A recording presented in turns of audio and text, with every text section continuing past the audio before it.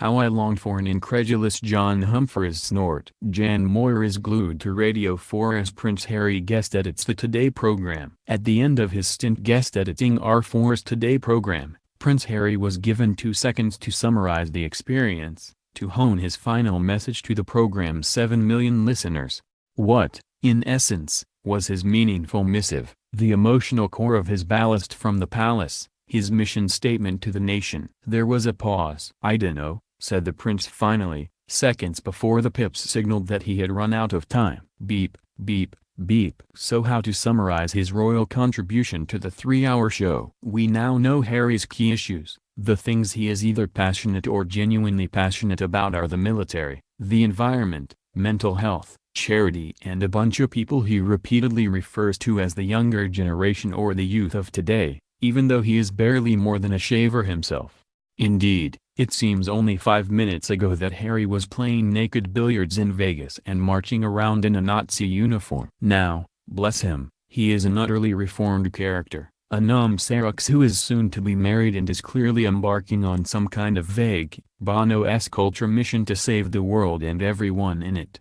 By the end of the program it was still difficult to grasp the details of his self-imposed task, only that the prince sees himself as a caring, green bridge between the younger generation who don't trust the older generation and vice versa. In a royal nutshell, we must take millennials more seriously, must we? And double our recycling efforts. Or something like that.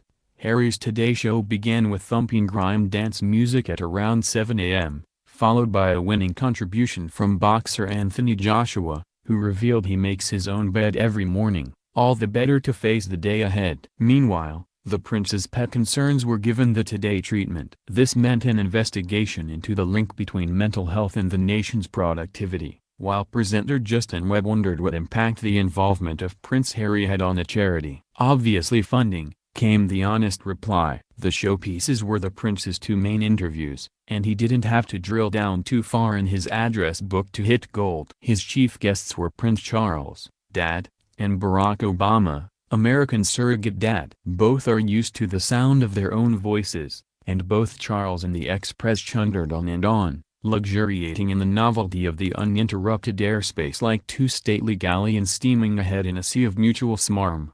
Charles waffled about the importance of his environmental work, Obama talked about the importance of his legacy, how one longed for the usual incredulous snort from John Humphrys, heralding the start of one of his Mr. Punch interrogative interventions. Instead, Harry was content to pour more honey upon the honeyed words. To Obama, "You made a massive difference." "A huge difference," the president agreed. "Father, Pa, Mr. President, Sir, Your Highness, there were a lot of big beast-made Legos to wrangle over the breakfast airwaves, with the marmalade of privilege spread thick upon the imperial toast."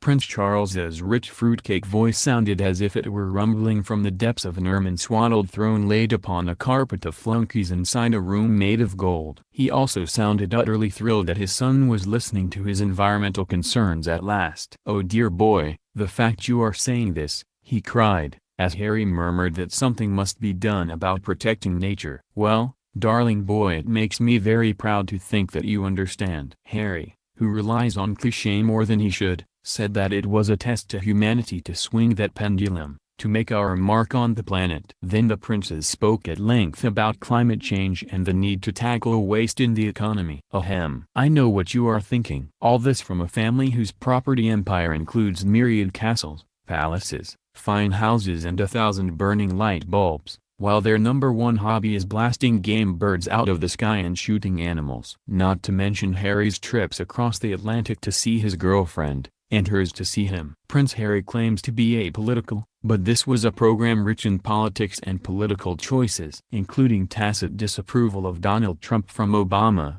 and unquestioning belief in man-made climate change. And surely shining a spotlight on an issue is a political act in itself. In the end, his guest editorship of Today was perhaps more revealing than the prince intended. A quick-fire question-and-answer session at the end of his Obama interview revealed distressingly laddish credentials under the royal carapace, as he asked about Obama's underpants and his favorite television programs, including one that featured Meghan Markle. Oh dear. Yet throughout it all, the prince, who is clearly well-meaning, sounded earnest and sincere, keen to present himself as an ordinary chap, even though he is anything but. Not quite a man of the people and never a man who makes his own bed. Will the nation be convinced about Harry as a social crusader?